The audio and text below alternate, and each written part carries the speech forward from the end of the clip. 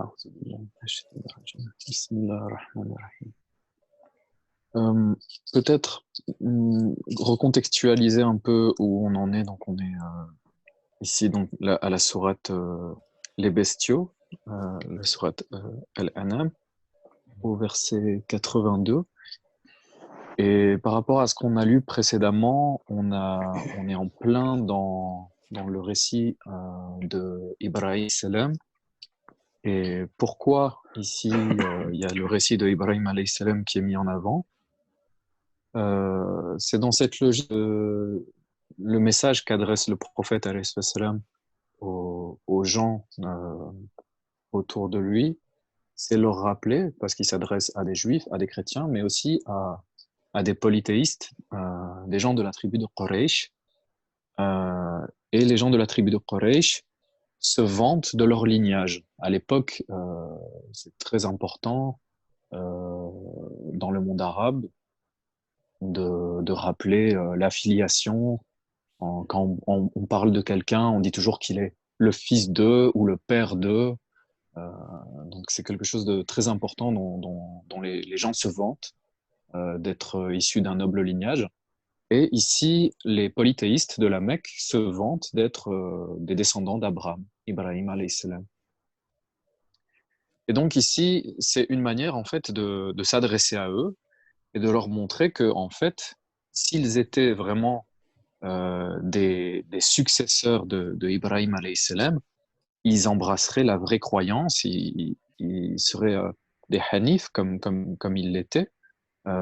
Donc même avant la révélation de l'islam, comme Souhaitabi l'a expliqué, on a parmi les gens qui vivent à la Mecque, il y a certes des polythéistes, mais il y a aussi des gens qui sont restés dans une croyance, un monothéisme pur. Et c'est parmi ces gens-là qu'était Ibrahim alayhi salam.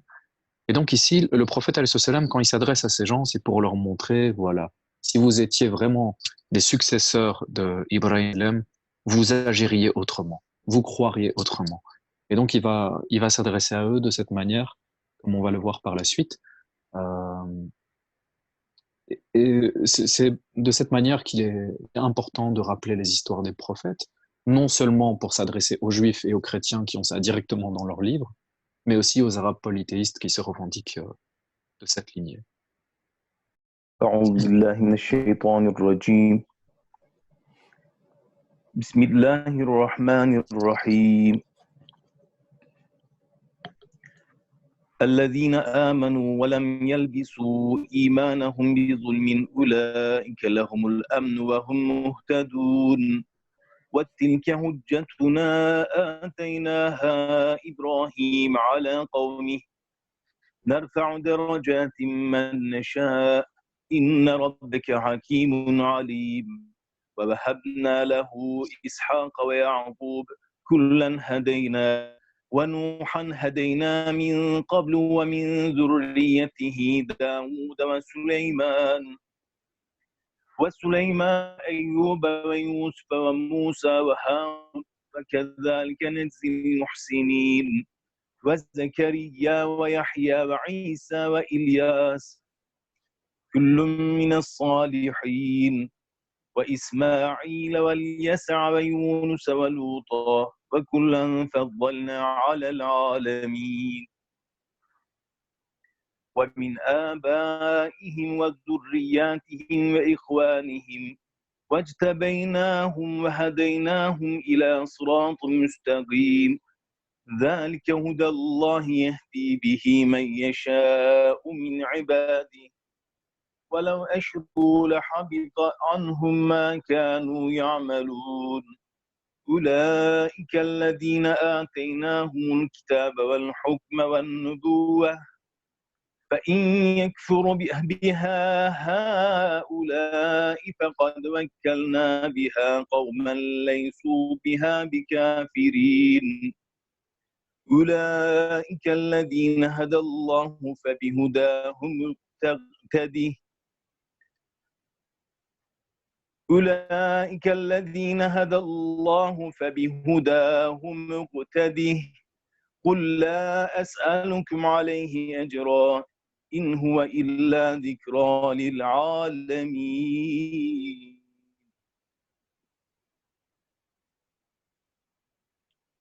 Ceux qui croient et qui n'entament leur foi par quelque iniquité, ceux-là seuls sont en sécurité. Ceux-là seuls sont les bien guidés. Tel est l'argument décisif que nous avons fourni à Abraham alayhi salam contre son peuple.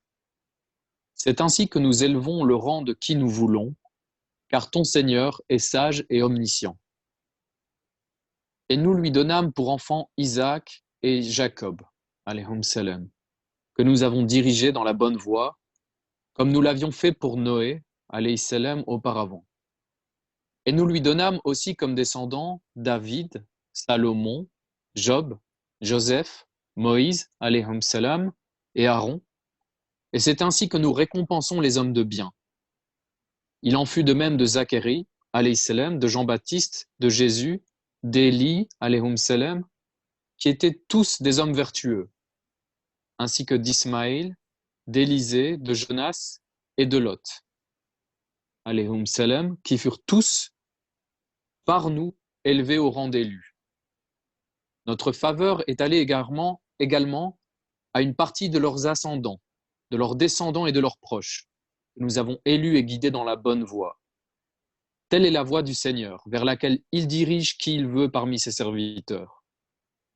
Mais s'ils avaient donné des associés à Dieu, toutes leurs œuvres auraient été vaines.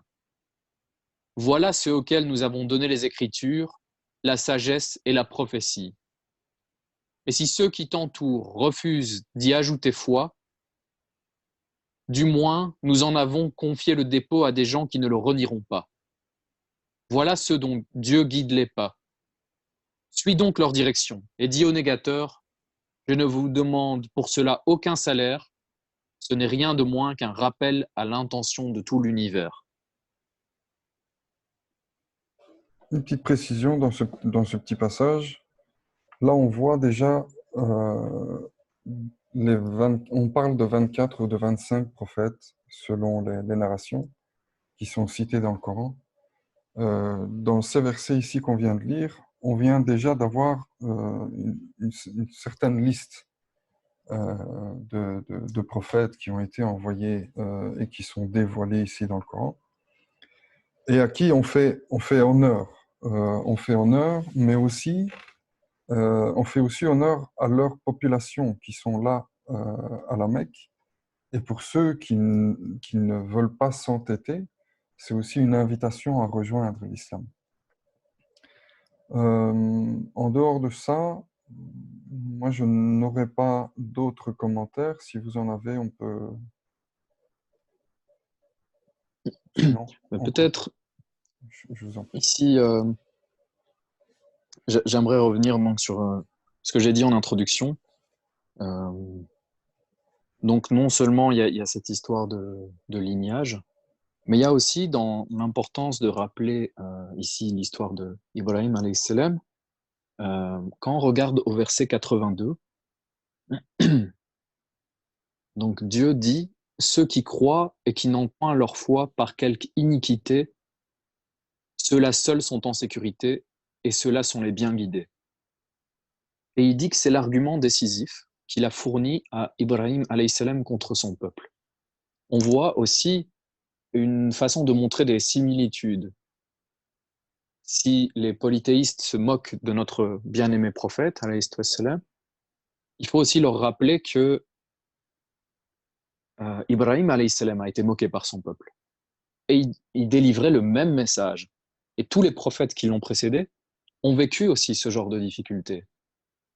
Un peuple qui est souvent qui a du mal à entendre le message, qui traite de mensonges, qui traite de sorcellerie, de magie, mais qui souvent, par orgueil, refuse d'écouter le prophète que Dieu leur a envoyé. Et donc ici, il y a un parallèle qui est fait entre le récit d'Ibrahim alayhi salam et celui de notre prophète alayhi salatu wa salam. Et Quand on regarde aussi... Je t'en prie. Vas-y, je t'en prie. Ceux qui connaissent donc l'histoire d'Ibrahim alayhi salam savent que lui aussi accuser de ces choses-là qu'ils accusent à leur tour du prophète sallallahu alayhi wa sallam. Juste une petite parenthèse. Mhm. Malgré tout, ça ne les empêche pas Merci de pour ta refaire remarque. les mêmes accusations. Oui, il y a clairement un parallèle, hein. On peut dire que l'histoire se répète. Mhm. Euh, on voit aussi dans le contexte de la révélation, en fait, on a ce hadith qui est rapporté par Abdullah ibn Mas'ud, qui est un grand compagnon. Quand le verset donc 82 est révélé, où on parle de ceux qui ont on parle de ceux qui sont en sécurité, donc auprès de Dieu, c'est ceux qui n'ont pas eu leur foi entachée par quelque iniquité. Et quand ce verset a été révélé, et les compagnons autour du prophète, alayhi salam, ils se sont inquiétés, en fait, ils sont allés le trouver en lui disant, mais qui, qui d'entre nous n'a pas sa foi entachée par un quelconque péché? Donc c'est humain, en fait, personne n'est parfait. On est tous soumis aux tentations de Shaitan. Et donc, ils étaient inquiets par rapport à ce verset-là, de se dire, au fond, personne n'est en sécurité. Alors, certes, personne n'est en sécurité, il est bon de toujours craindre Dieu, mais le prophète alayhi salam va leur répondre, il ne s'agit pas de cela, en fait. Il leur dit de se rappeler les paroles de Luqman, alayhi salam, celles qu'il adresse à son fils. Ô mon fils, n'associe rien à Allah, le polythéisme est une grande injustice. Et donc, ce verset, quand on parle d'iniquité, c'est vraiment la grande injustice, c'est associé à Dieu. Voilà, Si je peux Oui, juste je ne sais faire pas si vous avez quelque un chose à petit rajouter. ajout, vous m'entendez? oui, oui. Oui. Juste un petit ajout, j'ai sous les yeux ici l'exégèse de Imam Maududi, dans lequel il donne une précision en fait par rapport au contexte qu'il y a à cette époque-là entre les idées et les apportées par le prophète Abraham, paix sur lui, et les pratiques religieuses qui existent déjà à ce moment-là. Et il cite notamment, donc Maududi cite notamment dans son tafsir, dans son exégèse, une des études archéologiques qui ont été menées et publiées en 1935 dans un livre qui s'appelle Abraham et dont l'auteur est Leonard Woolley, Woolley, si jamais pour ceux qui s'intéressent, et dans lequel la conclusion en fait est que euh, à l'époque, le shirk, l'association et le polythéisme de manière générale était en fait l'essence même, la base de la société. Et je pense que c'est peut-être encore un parallèle à faire avec notre prophète alayhi salatu wassalam. C'est qu'il a été envoyé comme messager dans un contexte où le polythéisme est la norme. Donc ici dans l'exégèse et dans certains éléments vont dans ce sens-là dans cette étude archéologique sur le fait que toute la société, la culture, la distribution du pouvoir, la distribution au niveau des richesses économiques, le fonctionnement du commerce, etc., tout ça est étroitement lié vraiment et basé sur du shirk, sur du polythéisme. Et donc, il en conclut, Imam Maududi, que à différents endroits dans le Coran, cette friction qu'il y a en fait entre le prophète Ibrahim alayhi salam et son peuple est ancrée vraiment beaucoup plus loin dans leur historique et dans leur manière de vivre et qu'ils chamboulent tout avec cette croyance monothéiste qu'il apporte. Ils chamboulent vraiment tout à tous les niveaux de la société. Et donc, donc il explique qu'il y a besoin peut-être de se plonger un peu plus dans ce contexte historique pour mieux comprendre cet élément de friction qui existe et ces difficultés de compréhension qui ont existé entre le prophète Abraham alayhi salam et son peuple. Juste, voilà. Jazakallah khairan. On peut continuer la lecture, il me semble. Jawdet Ave. وما قدر الله حق قدره إذ قالوا ما أنزل الله على بشر من شيء قل من أنزل الكتاب الذي جاء به موسى نورا وهدى للناس تجعلونه قراطيس تبدونها وتخفون كثيرا فعلمتم ما لم تعلموا أنتم ولا آباؤكم قل الله ثم ذرهم في خوضهم يلعبون فهذا كتاب أنزلناه مبارك مصدق الذي بين يديه ولتنذر أم القرى ومن حولها والذين يؤمنون بالآخرة يؤمنون به وهم على صلاتهم يحافظون ومن أظلم ممن افترى على الله كذبا أو قال أوحي إلي ولم يوحى إليه شيء ومن قال سأنزل مثل ما أنزل الله ولو ترى إذ الظالمون في غمرات الموت والملائكة باسطوا أيديهم اخرجوا أنفسكم اليوم تجزون عذاب الهون بما كنتم تقولون على الله غير الحق وكنتم عن آياته تستكبرون ولقد جئتمونا فرادا كما خلقناكم أول مرة وتركتم ما حولناكم وراء ظهوركم وما نرى معكم شفعاءكم الذين زعمتم أنهم فيكم شركاء لقد تقطع بينكم وضل عنكم ما كنتم تزعمون.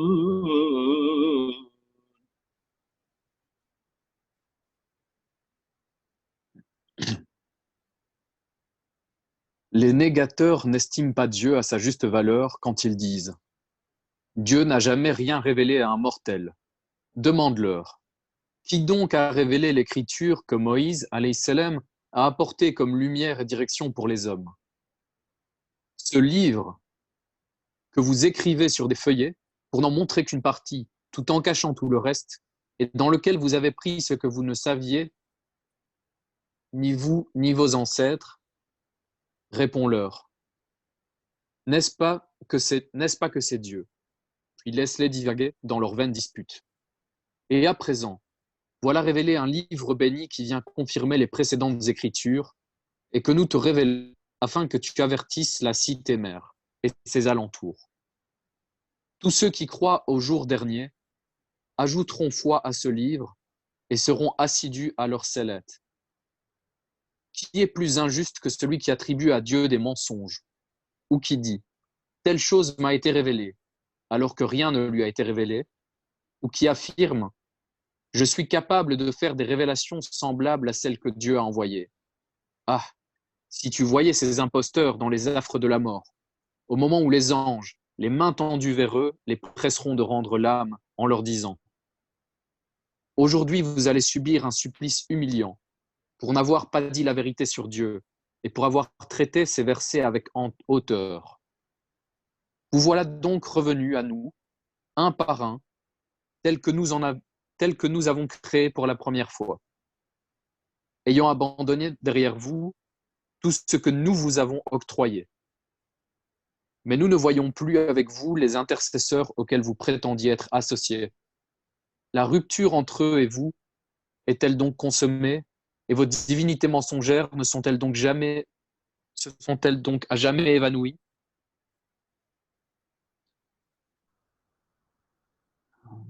Revenons sur le verset 91, où Dieu dit que les négateurs ne l'estiment pas à sa juste valeur, en disant que Dieu n'a jamais rien révélé à un mortel. Donc, il critique ici, encore une fois, le prophète al-Salam en disant, au fond, rien ne lui a été révélé.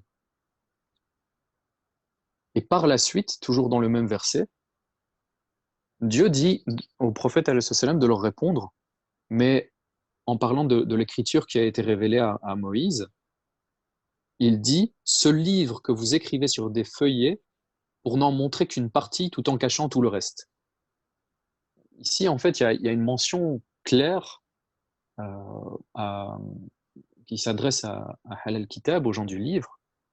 C'est pour ça qu'on parle ici du livre, euh, sur le fait que les révélations qui leur ont été fournies par Dieu, ils les ont altérées. On sait que, et c'est pour ça, par exemple, quand Suat Abe nous a parlé du concept de Israéliyat, les Israéliyat, c'est les traditions qui viennent des gens du livre. C'est les histoires bibliques qu'on peut trouver chez les Juifs ou chez les chrétiens, dans la Bible ou dans la Torah. Et quelle est la position qu'on doit avoir vis-à-vis de ces histoires? On peut les prendre quand elles viennent, par exemple, des histoires de prophètes. Il y a certaines histoires dans le Coran qui sont allusives. On dit rappelez-vous tel prophète, mais sans raconter son histoire. Son histoire, on peut la trouver euh, chez les Juifs et chez les chrétiens, tout en la prenant avec des pincettes. Donc le prophète salam nous dit clairement qu'on ne peut ni valider ni contredire les récits juifs et chrétiens. On peut les prendre, on peut enrichir notre foi, s'en inspirer de ces récits, mais tant qu'ils ne viennent pas en contradiction avec l'islam, en fait. Tant qu'ils ne viennent pas contredire ce que le Coran ou le prophète nous ont enseigné. Et ici, ces gens donc accusent le prophète d'être un imposteur, de ne rien avoir reçu comme révélation. Mais Dieu leur rappelle que eux ont reçu une révélation et qu'est-ce qu'ils en ont fait? Ils l'ont complètement déformée. Ils ont, selon leurs propres intérêts, parfois pour des raisons politiques, parfois simplement pour satisfaire, leurs opinions, pour les mettre en avant, ils ont déformé la parole de Dieu. Ils ont ici, comme Dieu dit, noté une partie sur certains feuillets, ils ont mis par écrit certains versets, d'autres ils se sont bien gardés de les communiquer parce que c'est des choses qui peut-être ne leur convenaient pas. Et donc ici, il y a un rappel qui est fait par rapport à ça. Justement, je vais essayer de rebondir sur ce que tu as fait parce que voilà, ces versets-là expliquent un petit peu la situation de ces gens-là qui cachent une certaine vérité alors qu'ils la connaissent. Mais qu'est-ce que nous, en tant que musulmans aujourd'hui, ou bien en tant qu'êtres humains, tout simplement, qu'est-ce que nous, on peut en tirer comme leçon? Puisque on doit lire chaque verset du Coran comme si Allah nous parlait directement à nous. Quand on connaît une vérité et qu'on est en train de débattre sur un sujet entre amis ou entre personnes responsables, si une vérité est démontrée par la personne en face, à nous de faire nos recherches et de lui donner son droit, si il est dans ses droits. Mais si nous avons des vérités qui peuvent mettre la personne qui est en face et qui a des arguments forts, et nos connaissances peuvent aussi aller dans son sens, admettre que nos connaissances aussi vont dans son sens et peut-être accepter sa réalité. Je parle dans des sujets de tous les jours, puisque là, ces sourates-là sont là aussi pour construire une société. C'est des règles humaines, sociétales, j'ai envie de dire tout ça. Donc c'est peut-être ce genre de règles éthiques, sociales, entre êtres humains, qu'on peut tirer de ce genre de versets. C'est un des commentaires de Al-Madahamdi à ce sujet-là. Voilà. Oui, simplement pour venir ajouter une couche finalement sur ce que vous avez tous les deux dit, toujours dans le commentaire de Maududi, il rappelle en fait justement l'incohérence de la phrase de ce qu'il cite comme étant Allah n'a rien envoyé à personne. Il explique que dans le contexte, ce sont les opposants, les fervents opposants au prophète wassalam, qui cherchent à le discréditer, qui s'en vont voir la communauté juive à l'époque qui ont une certaine autorité quant aux questions religieuses, puisque eux-mêmes croient et prêchent la croyance en les prophètes. Et pour discréditer le prophète, alayhi salatu wassalam, ils se retournent vers eux. Et certains parmi eux qui sont opposants également affirment des choses dans leur aveuglement, dans leur opposition au prophète alayhi salatu wassalam. Ils disent quelque chose qui est complètement incohérent, même par rapport à leurs propres croyances, puisqu'en disant ça, pour discréditer le prophète alayhi salatu wassalam, ils discréditent complètement le rôle de prophète en lequel ils sont censés croire également. C'est un commentaire qui a été fait ici aussi et qui vient compléter finalement ce que vous avez déjà dit. Jazakallah khairan. Cevdet abi, devam edelim mi abi? إن الله فالق الحب والنوى يخرج الحي من الميت ويخرج الميت من الحي ذلكم الله فأنى تؤفكون فالق الإصباح وجعل الليل سكنا والشمس والقمر حسبانا ذلك تقدير العزيز العليم وهو الذي جعل لكم النجوم لتهتدوا بها في ظلمات البر والبحر قد فصلنا الآيات لقوم يعلمون وهو الذي أنشأكم من نفس واحدة فمستقر ومستودع قد فصلنا الآيات لقوم يفقهون وهو الذي أنزل من السماء ماء فأخرجنا به نبات كل شيء فأخرجنا منه خضرا نخرج منه حبا متراكبا ومن النخل من طلعها قوان دانية وجنات من أعناب والزيتون والرمان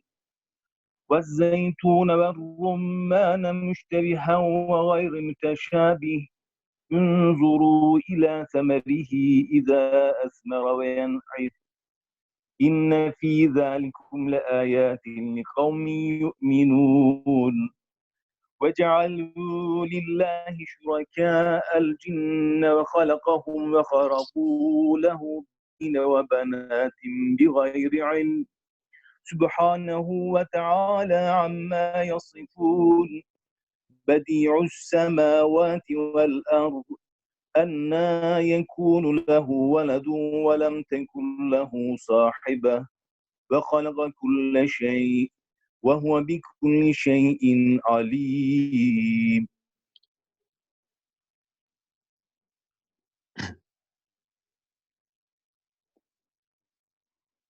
En vérité, c'est Dieu, c'est Dieu qui fait fendre la graine et le noyau, qui tire la vie de la mort et la mort de la vie. Tel est Dieu. Comment pouvez-vous vous détourner de lui? C'est lui qui fait éclore l'aurore, qui fait de la nuit une phase de repos, du soleil et de la lune une mesure du temps. Tel est du Tout-Puissant, l'Omniscient. C'est lui qui a placé les étoiles dans le ciel pour vous guider dans les ténèbres de la terre et de la mer. Ce sont là autant de signes que nous détaillons pour ceux qui comprennent. C'est lui qui vous a créé d'un seul et même souffle vital, qui s'est dédoublé ensuite en germe et en réceptacle. Ce sont là des signes que nous détaillons pour ceux qui comprennent. C'est lui qui fait descendre du ciel une eau par laquelle nous faisons germer toutes sortes de plantes et faisons surgir des cultures verdoyantes d'où sortent les grains sous forme d'épis. De même que nous faisons surgir de lourds régimes de fruits, de l'asphalte, des palmiers, et avec cette eau, nous faisons également croître des vergers, des vignes, des vergers de vignes, d'oliviers et de grenadiers similaires ou d'espèces variées. Observez leurs fruits. Voyez comment ils fructifient et comment ils atteignent leur maturité. Il y a là, en vérité, autant de signes pour ceux qui ont la foi. Les négateurs ont attribué à Dieu les djinns, associés, alors que c'est lui qui les a créés. Ils lui ont même inventé dans leur ignorance des garçons et des filles. Gloire à lui. Il est au-dessus de leurs allégations mensongères. Créateur des cieux et de la terre, comment aurait-il un enfant alors qu'il n'a pas de compagne et qu'il a créé toute chose? Lui, dans la science, embrasse toute chose.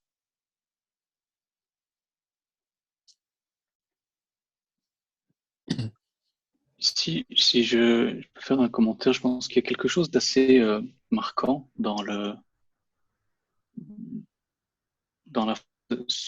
qui mentionne pour ceux qui comprennent.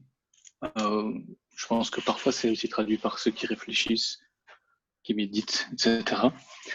Et là où je trouve que c'est très intéressant, surtout à notre époque où religion, foi est mis en opposition avec science, rationalité, etc. En réalité, le Coran lui-même nous attire, nous incite plutôt à avoir un raisonnement rationnel en fait sur les choses, sur la nature.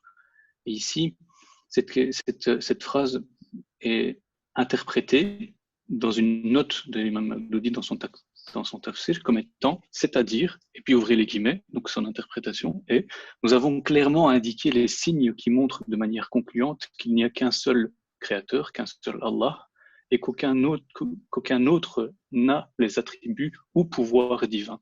Aucun autre n'a droit à aucun des droits divins. Cependant, ceux qui manquent de connaissances ne peuvent pas atteindre cette réalité avec un R majuscule au moyen de ces signes avec un S majuscule. Seuls ceux qui observent les phénomènes de la nature de manière rationnelle peuvent atteindre cette précieuse richesse.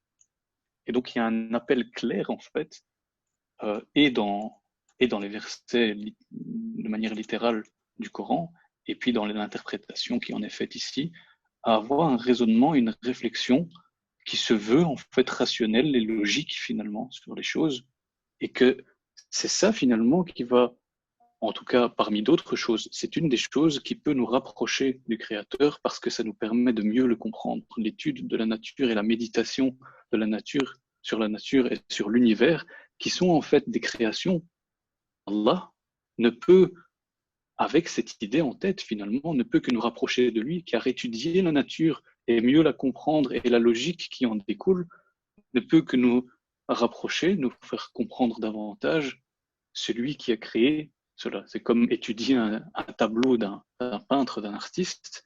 Plus on va étudier ce tableau, mieux on va comprendre, dans le cadre de la peinture, quel était son état d'esprit, quelles sont ses techniques, etc., etc. Et donc, on fait une analogie par rapport à ça. Plus on va étudier la nature et on va essayer de la comprendre, plus on peut espérer se rapprocher un tant soit peu du Créateur et de ses intentions dans l'univers.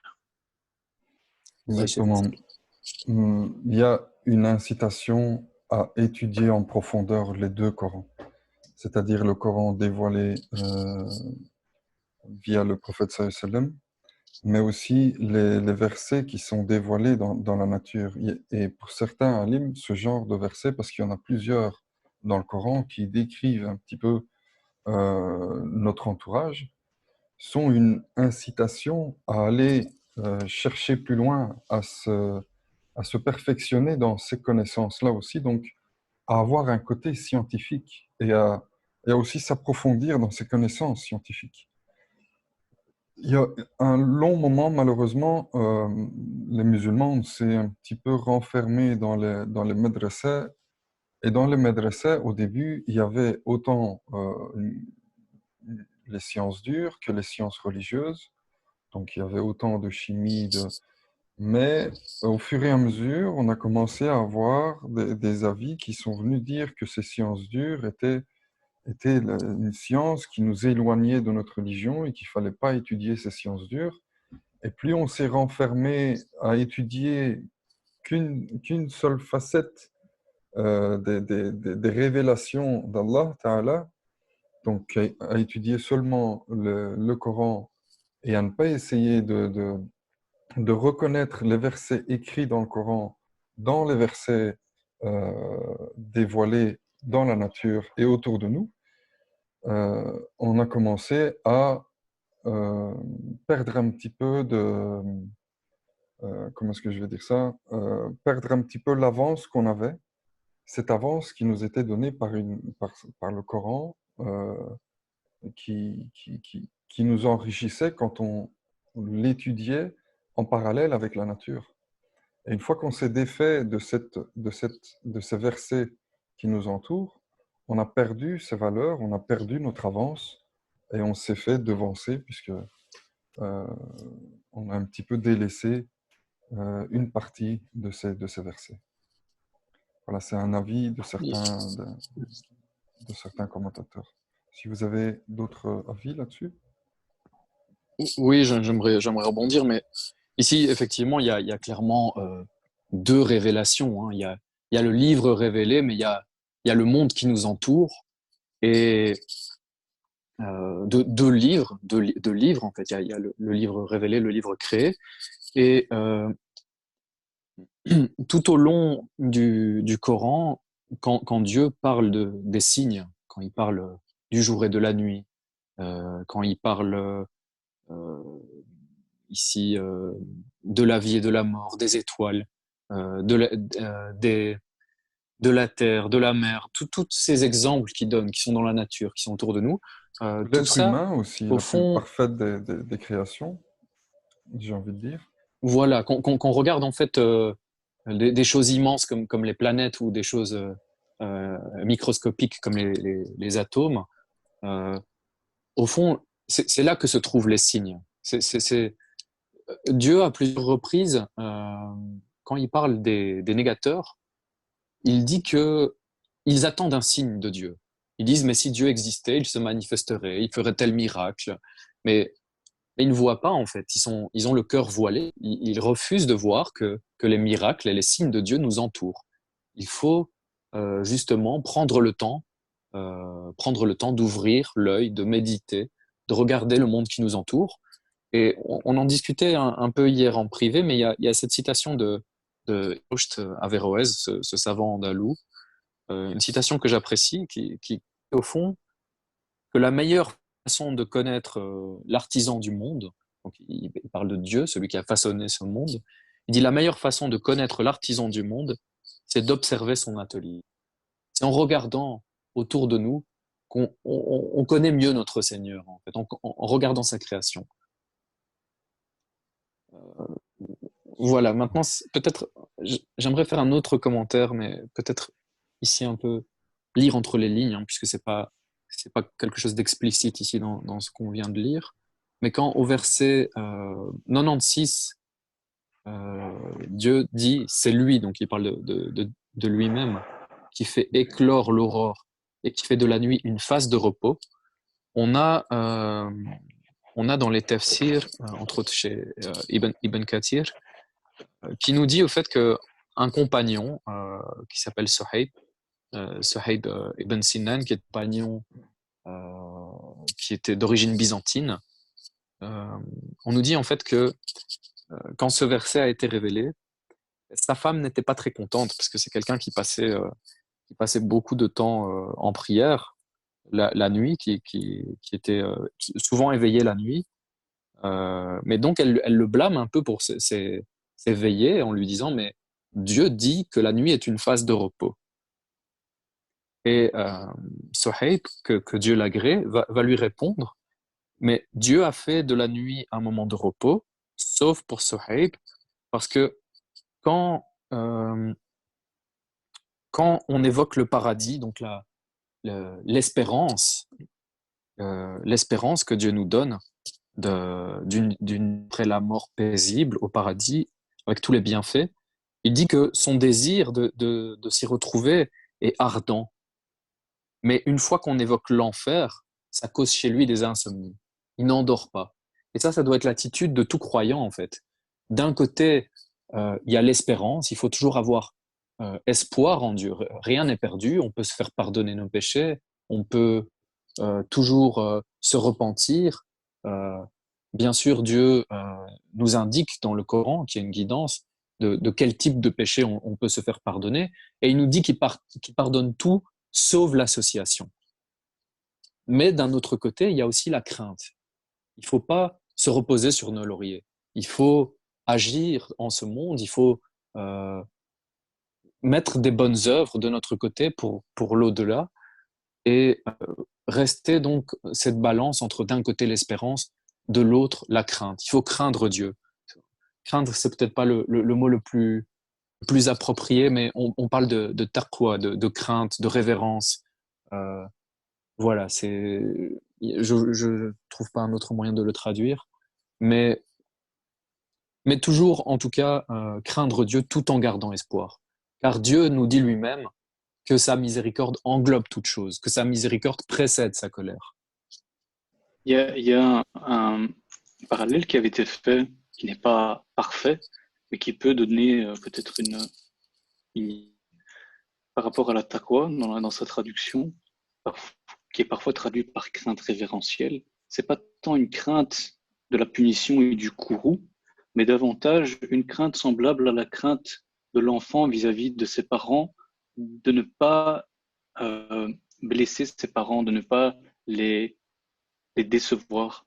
Donc, la crainte de ne pas être à la hauteur des attentes d'une entité à laquelle on accorde énormément de valeur. Je ne sais pas si certains d'entre vous se souviennent d'un sentiment comme celui-là dans leur enfance, mais moi, ça m'avait à un moment parlé en me disant peut-être que c'est lié dans une certaine mesure. Et je ne sais pas si tu avais fini, Alex.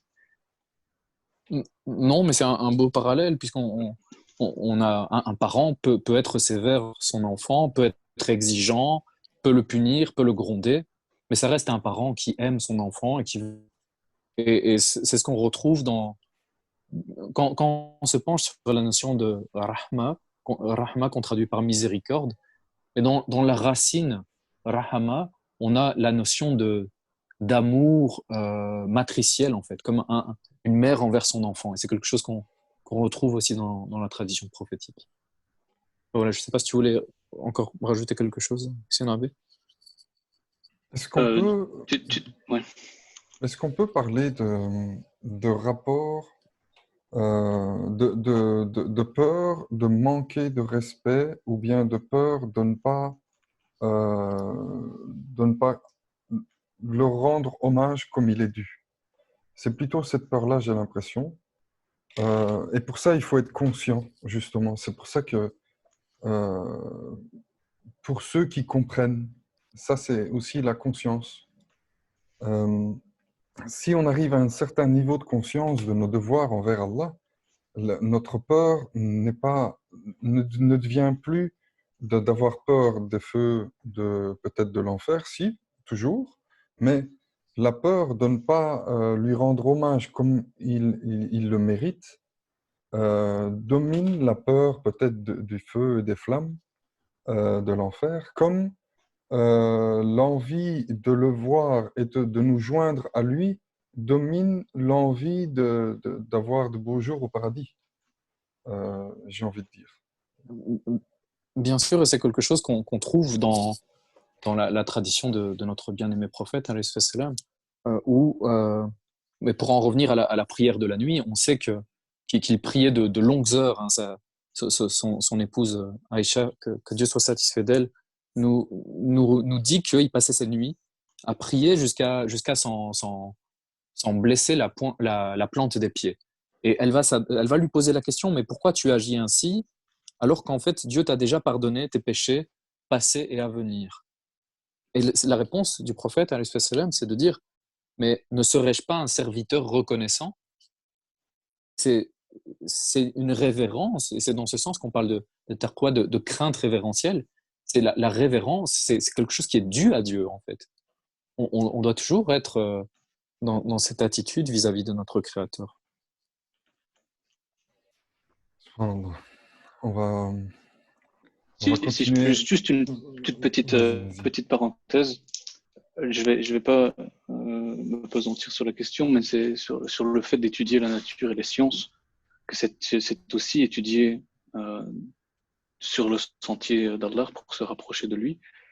Je pense qu'il y a un récit, et Sabit, tu dois savoir mieux que moi, tu me corrigeras si je me trompe, mais il y a un récit à propos de certains élèves qui viennent se plaindre auprès de Saïd Nursi, qui est un savant kurde du siècle passé, en disant que donc, deux étudiants, de jeunes qui viennent se plaindre auprès de lui en disant que leur professeur, dans l'équivalent d'une université aujourd'hui, ne leur enseigne pas les vérités d'Allah et qui sont eux-mêmes athées ou non croyants, et que ça les met dans une position où ils ont l'impression de ne pas utiliser leur temps à bon escient. Et la réponse très courte et simple finalement du savant était simplement de dire, mais en réalité, ces personnes non croyantes qui vous enseignent les sciences finalement, la physique de manière générale, vous parlent d'Allah. Simplement, elles n'en sont pas conscientes. Puisqu'elles vous parlent de la création, le temps que vous passez à les écouter et à apprendre d'eux, quand bien même eux ne sont pas croyants, eux sont en train de vous parler en réalité d'Allah. Ils vous parlent et vous apprennent des détails sur sa création. Et ça, c'était dans ce récit où les jeunes sont totalement, changent complètement de vision finalement, parce qu'ils n'avaient pas vu les choses sous cet angle-là. Et c'est avec un engouement d'autant plus important qu'ils retournent sur les bancs. Voilà. Très bon exemple. On peut l'appliquer aussi dans les films qu'on regarde, dans les chansons qu'on écoute.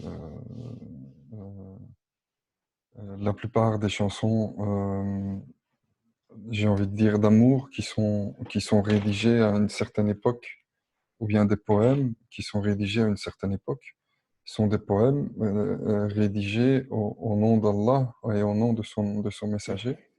Et c'est exactement la même chose. Ça dépend aujourd'hui encore à notre époque. Euh, je vais prendre un exemple encore plus flagrant. Le film Matrix qui a fait fureur, ben, quand on l'approche avec l'angle de la religion, on voit le vrai monde, le monde imaginaire, le monde éternel et le monde passager, etc., etc. Donc, notre approche fait en sorte qu'on apprend ou bien qu'on s'approfondit spirituellement euh, dans tout ce qu'on entreprend ou dans tout ce qu'on voit autour de nous. Allahu alam.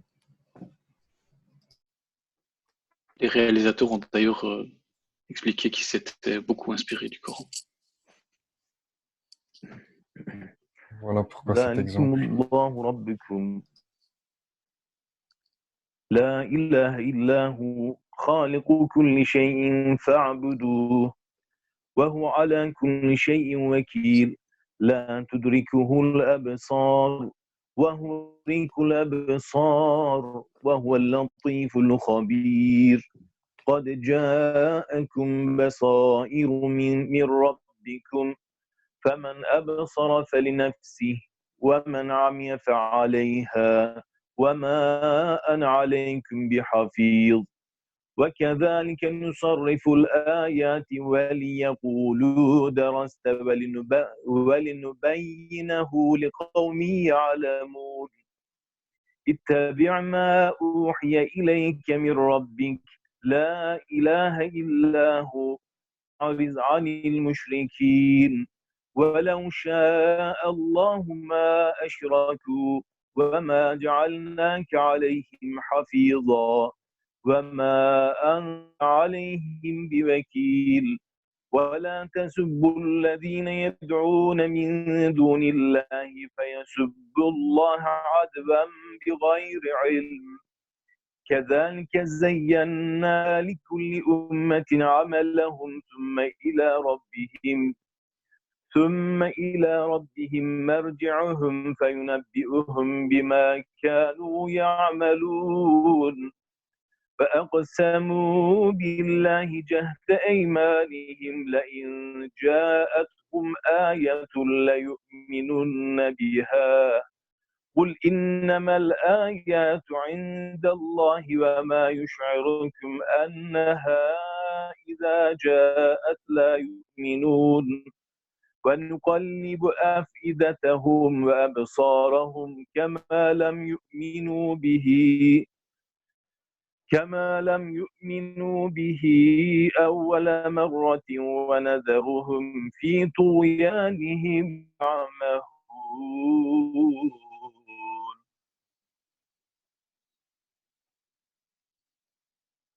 Tel est Dieu, votre Seigneur. Il n'y a point de divinité excepté lui, le créateur de l'univers. Adorez-le. C'est lui qui a la charge de toutes les créatures. Il est inaccessible au regard, alors que lui pénètre tous les regards. Il est le subtil, il est le bien informé. Des preuves évidentes vous sont parvenues de la part de votre Seigneur.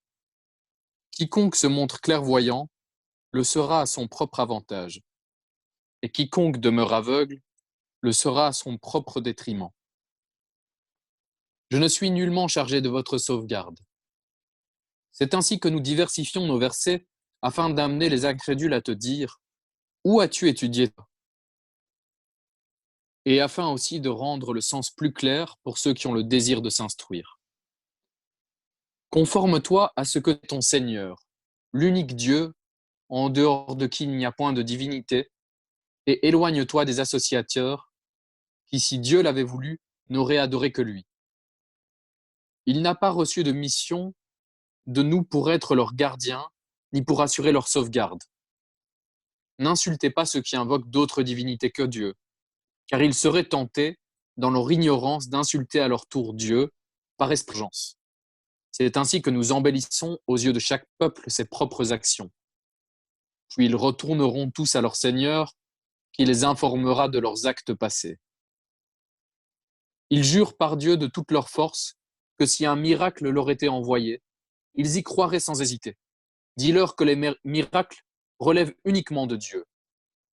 Mais qui vous dit que même si un miracle se produisait sous leurs yeux, ils y croiraient pour autant?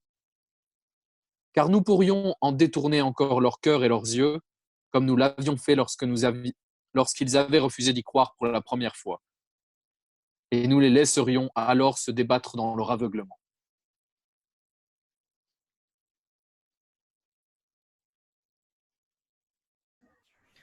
Ici, un commentaire un peu plus technique par rapport au langage utilisé dans le Coran. Et ça fait référence quand il dit qu'il n'est pas... On peut revenir un peu plus haut. Attendez. Je ne suis pas un gardien pour vous, quelque chose de cet acabit-là. Je ne suis nullement chargé de votre sauvegarde, juste à la fin du verset 104. Imam Maududi fait un commentaire là sur le fait de l'utilisation de la première personne, du je. Il explique que Allah parle dans ce verset à la première personne au nom de son prophète. Et puis il explique que, tout comme la deuxième personne, le tu, le vous, dans le Coran désigne différentes personnes à différents endroits, selon le contexte, la première personne, elle aussi, désigne également différents êtres à différents endroits. Comme on le sait, à certains endroits, la deuxième personne est le saint prophète, ou bien les croyants, ou bien les gens du livre. Et à d'autres endroits, ce sont les mécréants, les mouchriquines, les Qurayshites, les Arabes de manière générale, les êtres humains, de manière encore plus générale, etc. Et donc il fait un commentaire ici sur le fait que le je peut être déterminé généralement par le contexte de qui il s'agit, et il précise dans ce cas-ci que c'est le prophète. Donc là, on Peut-être sur le... précise. Je t'en prie, Alexandre. Oui. Non, vas-y. Là, on précise non seulement que le prophète sallallahu alayhi wa sallam n'est pas maître de nos actes, ou bien qu'il n'est pas là pour nous juger, ou qu'il n'est pas là pour enregistrer comme certains anges ont comme rôle, mais il est là plutôt en tant que guide, et c'est lui qui donne l'invitation et donne l'exemple, mais en dehors de ça, il ne va pas, il va même insister sur son invitation, puisqu'on sait qu'il va plusieurs fois toquer aux portes de ceux qui lui ont vraiment fait du tort, mais il n'est pas maître de leur cœur, ou bien il ne sera pas non plus juge de leurs actes. Voilà, une petite parenthèse. Alexandre, tu voulais ajouter quelque chose? Je voulais rebondir en fait sur... je voulais réagir au commentaire au verset 103. Hein. Ici, on a un point de Aqida où il est dit « Il est inaccessible au regard, alors que lui pénètre tous les regards. » Et on a là toute la transcendance divine qui est mise en lumière, où on nous dit en fait que on ne peut pas percevoir Dieu. Alors, ici, notre mère Aïcha, que Dieu soit satisfait d'elle, a réagi en disant que quiconque prétend que le prophète, que Mohammed, a vu son Seigneur, aura menti sur Dieu.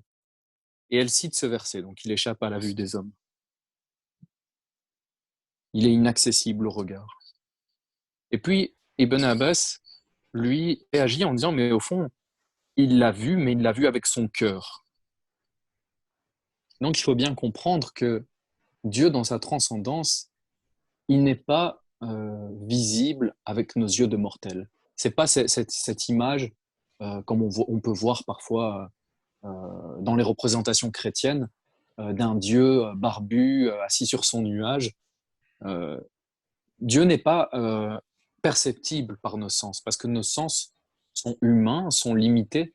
Dans notre essence même, on ne peut pas percevoir Dieu qui est par nature infini, transcendant. Par contre, on nous dit, et c'est là qu'il y a cette nuance entre la vision et la perception, c'est qu'on peut connaître, on peut voir Dieu avec notre cœur. On peut l'observer, et on nous dit aussi que dans la vie future, Inch'Allah, si on est parmi les chanceux qui seront au paradis, Dieu dit dans le Coran que ce jour-là, il y aura des visages brillants qui tourneront leur regard vers le Seigneur. Il dit aussi dans le Coran que ce jour-là, en parlant de ceux au contraire qui iront en enfer, ils ne recevront, le jour du jugement, ils ne recevront aucun regard de leur Seigneur. Et donc, en ce qui concerne l'au-delà, c'est une réalité différente. Mais pour ce bas monde, on ne peut pas voir Dieu. Et d'ailleurs, il y a un passage, un récit assez célèbre, où Moussa, alayhi salam, demande à Dieu de se montrer à lui. Et Dieu le met en garde en lui disant que c'est une chose impossible. Et ici, quand Dieu, il est dit dans le Coran, quand Dieu se montrera à la montagne, Dieu va se révéler à la montagne s'écroule, la montagne disparaît, s'affaisse. Et Moïse, lui, alayhi salam, tombe évanoui. Moïse tombe évanoui, face contre terre, et lorsqu'il reprit ses sens, il s'écria « Gloire à toi, je m'excuse, je suis le premier de tes serviteurs. » Subhanallah. C'est en fait le sujet qui a été traité aujourd'hui à 15 heures lors d'une séance avec Swatawi, justement. Pourquoi ne voit-on pas Dieu? Et il y a tout simplement expliqué que nos yeux ont été créés pour nous servir sur Terre, et que même sur Terre, si on devait voir toutes les ondes, l'oxygène, tout ce qui nous sert sur Terre, s'il devait être vu par cet œil, on ne verrait plus rien, en fait. On ne pourrait même plus vivre notre vie de tous les jours. Et que Allah nous a dotés de cet œil-là, justement pour pouvoir vivre une vie d'humain, et non pas de... Et avec l'exemple que tu as donné, Allah Ta'ala dit à Moussa alayhi salam que son œil, que son être ne pourrait pas résister à la vue de Dieu, comme la montagne qui n'y a pas résisté non plus. Donc tout ce qui est ici-bas n'est pas créé pour être en présence de Dieu. Rien ne tiendrait à sa présence, à sa vue. Si je peux me permettre, juste pour compléter, ça fait partie des fondements de la foi, et je pense que si ce n'est pas littéralement dit, on peut le retirer du Coran, que Dieu ne ressemble en rien et d'aucune manière à sa création. Et pourtant, ces yeux qu'on a, donc je voudrais faire un commentaire en fait sur le fait de voir sur le plan physique vraiment, je ne parle pas de perception, la distinction qu'Alexandre a faite. La perception, c'est peut-être plus diffus et plus vague, et en tout cas différent de la vue vraiment de l'œil humain en tant que sens. Comment est-ce que ça n'est même pas logique que de dire, que de prétendre à vouloir voir avec ces yeux-là le Créateur, alors qu'il nous dit qu'il ne ressemble à rien parmi sa création. Ses yeux aussi font partie de sa création et sont faits pour voir une infime partie de sa création. Donc, là, c'est à quoi tu faisais référence tout à l'heure, c'est que ce qu'on appelle le spectre électromagnétique, c'est l'ensemble des ondes qui existent, ou en tout cas qui sont connues par l'humain, sont tellement plus larges et diversifiées que ce que l'œil humain est capable de voir. On est déjà tellement limité pour voir ce qui a été créé. Comment prétendre, avec des yeux aussi limités, voir celui qui les a créés? Ça n'a même pas de sens. Subhanallah. Donc, Je- la passe que je t'ai fait est bien arrivée. Tu as complété avec ta connaissance plus scientifique que la mienne. on sent Seigneur qui parle. Astaghfirullah. Je t'en prie, Alexandre, tu voulais terminer Ouais, avec quelque bah, chose. juste, je vois qu'on a un peu dépassé l'heure. Oui. Bah, pour nos auditeurs, j'espère qu'on n'aura pas trop, qu'on se sera Ben, pas trop éparpillé. En oui, tout cas, on a oublié peut-être de préciser que Souad avait été retenu pour des raisons familiales. On espère le retrouver demain, Inch'Allah. Inch'Allah. Euh, J'ai même envie de dire, encore bien que c'est pas nous qui avons fait la lecture jusqu'ici, on n'aurait pas beaucoup avancé, hein, mais bon, voilà. Qu'Allah accepte nos commentaires, qu'il nous empêche de dévier, et j'espère qu'on ne vous a pas trop lassé avec nos commentaires. On n'a pas fait beaucoup de lectures aujourd'hui, mais Inch'Allah, on va continuer demain avec Swatavi et son retour. Jazakallah khairan. Je clôture si vous n'avez pas d'autres apports. Je t'en prie. Sadaqallahu al-azim. أعوذ بالله من الشيطان الرجيم بسم الله الرحمن الرحيم والعصر إن الإنسان لفي خسر إلا الذين آمنوا وعملوا الصالحات وتواصوا بالحق وتواصوا بالصبر صدق الله العظيم سبحان ربك رب العزة عما يصفون وسلام على المرسلين والحمد لله رب العالمين الفاتحة مع السلامات